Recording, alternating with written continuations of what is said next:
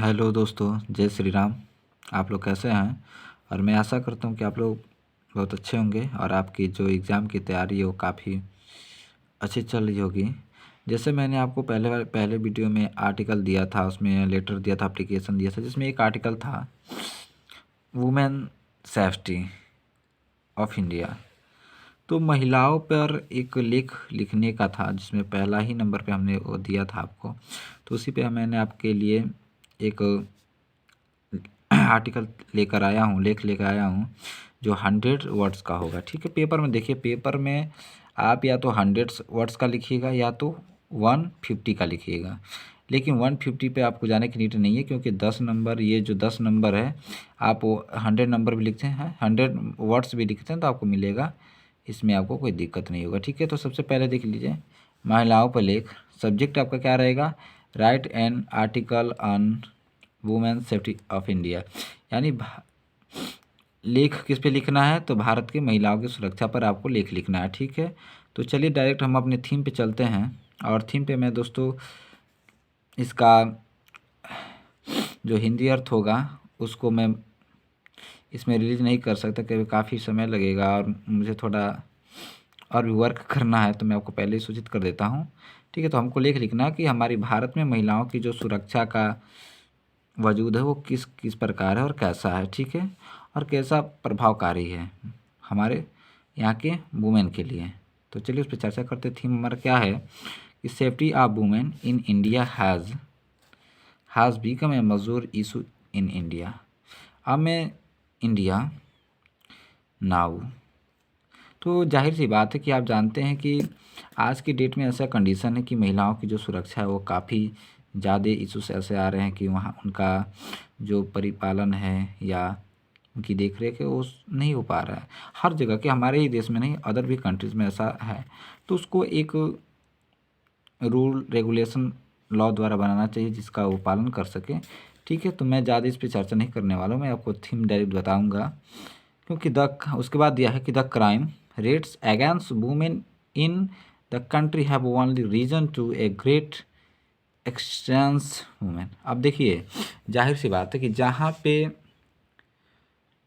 Crime rate ज़्यादा बढ़ेंगे, जैसे आप देख रहे हैं आज की डेट में रेप हो रहा है, सेक्सुअल से हो रहा है, तो मतलब ये सब चीज़ में चाइल्ड मैरिज हो रहा है, तो ये सब क्या है? यही सब ना वुमेन सेफ्टी का मतलब रीज़न, सबसे बड़ा रीज़न यही मैं आपको दूंगा। तो मैं देखिए, पढ़ने का मतलब ये नहीं कि आपको जो चीज़ दिया जा रहा है तो आप उसको पढ़ लीजिए, आप पेपर में दे लिख दीजिए तो आपका काम का नहीं। किसी भी चीज़ का आप प्रिपरेशन कर रहे हो तो आपको जाहिर सी बात है कि उसका आपको नॉलेज होना चाहिए। ठीक है, तो उसके बारे में आपको जानना चाहिए कि क्या गलत है क्या सही है। ठीक, उसके बाद कह रहा है कि women think tweak before stepping out of the their homes specially at the night. अब देखिए, women think tweaks before stepping out of the with their homes specially at the night.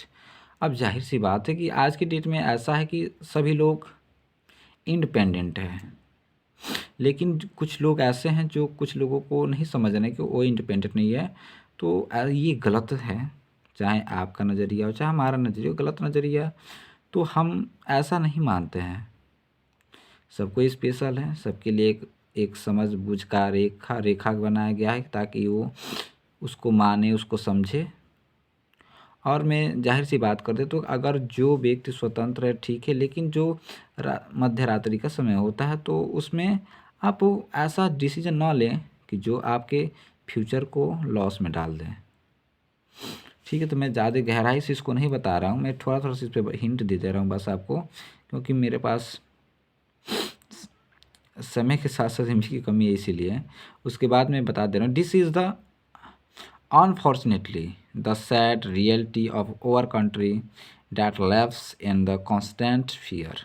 अब देखिए, जाहिर सी बात है भाई, जब दुर्भाग्य होगा, जिसको कहते हो जी, हमारी उदासी हो गई जो हमें दिखाता है, चाहे हमारे देश की जो जो एक दुखमयी जो रियलिटी है, जो वास्तविकता है, तो उसमें क्या है, तो उसमें एक जो रहने वाले जो लोग हैं, जो पर्सन, उनको एक कॉन्स्टेंट फियर, एक डर सा लगा रहता है कि हम रात में मध्य रात्रि जाएँ या ना जाए, तो ये नहीं है।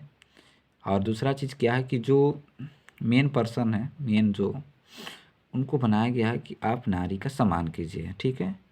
नारी सम्मान की, नारी संवेदनशीलता की योग्य होती है, तो इसलिए आप भी नारी का सम्मान कीजिए।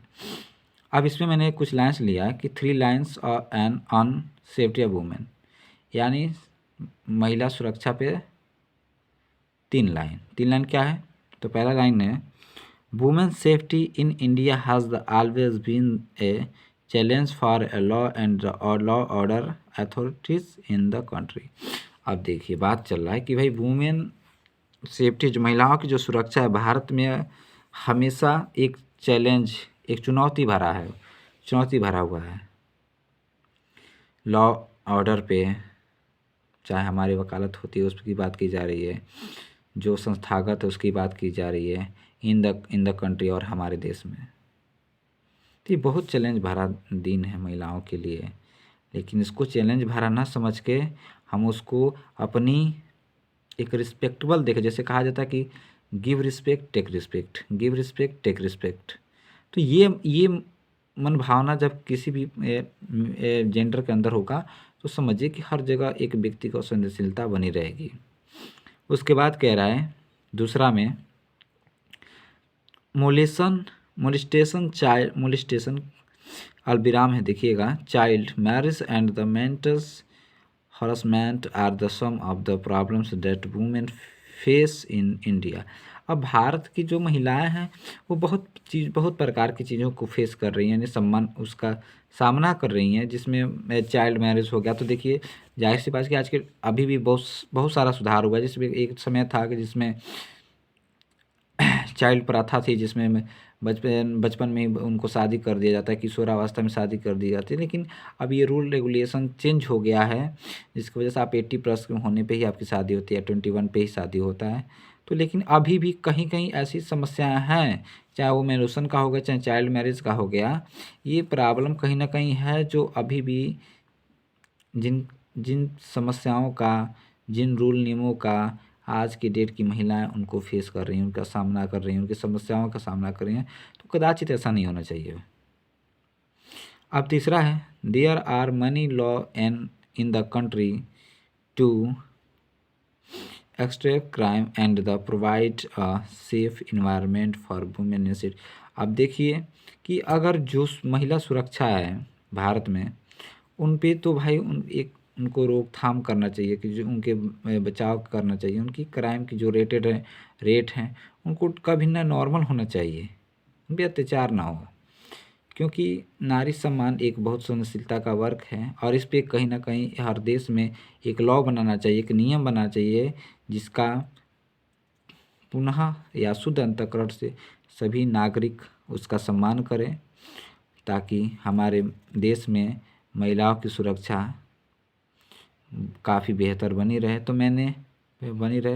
तो ये बहुत शॉर्ट में हमने आपके लिए तैयार करके लाया है, और मैं आपको एक बार और दिखा रहा हूँ, आप लोग देख लीजिए। अगर कहीं भी डाउट होता है तो आप हमसे पूछ सकते हैं। आप गुस्सा मत होइएगा दोस्तों, क्योंकि मैंने इसका अर्थ काफ़ी बेहतर तरीके से इसलिए नहीं बताया है कि मेरे में MB की कमी है। मैं आपको जो भी रीज़न है मैं आपको बता दे रहा हूँ, ठीक। लेकिन अगर आप लोग सपोर्ट अच्छा करेंगे और बेहतर मेरा प्रदर्शन रहा तो MB की भी कमी नहीं होगी, और मेरा मेहनत तो जैसे आज है वो तो हमेशा बना रहेगा। तो इसलिए आप लोग अच्छे से तैयारी कीजिए, अच्छे से पढ़ाई कीजिए, और नेक्स्ट आर्टिकल में नेक्स्ट वीडियो में अपलोड करा दूंगा, जिसमें हमारा रहेगा फ्यूचर प्लान पे, ठीक है। वो भी बहुत मोस्ट इम्पॉर्टेंट है एग्ज़ाम ईयर 2023 के लिए, तो आप उसको भी देख लीजिएगा। इससे बेहतर, इससे शॉर्ट आर्टिकल आपको नहीं मिलेगा।